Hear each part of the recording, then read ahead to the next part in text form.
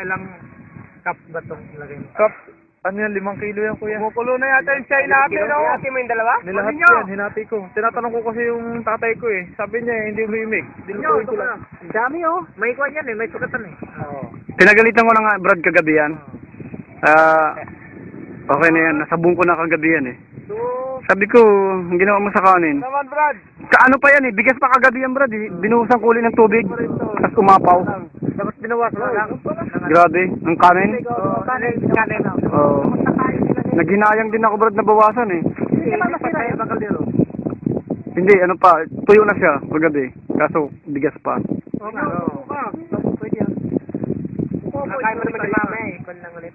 1, 2, 3. Kaya, lugawin na siya. Galit, Wala naman nakatingin dito ito. O, tingin tayo daw para may Hindi balong naman pala, eh. May bayad dyan eh. Bayad to, eh. May bayad dyan eh. May bayad ba yung pagkakanyan? Oo, salungan sa araw.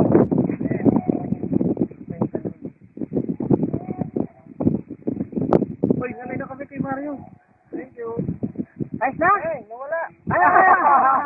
Nanay na kasi.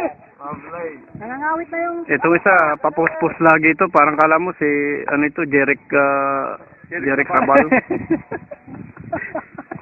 O, ano, bulaklak ang hawak ko lagi ha. Tamo.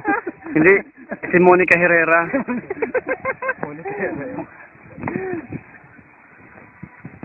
Liko ni Monica. Yung nabuhang-buhang yan, oh. Tumatalsik yung ano, eh. Dapat ganun, plastic. Yan, taksit. Silabas mo yan.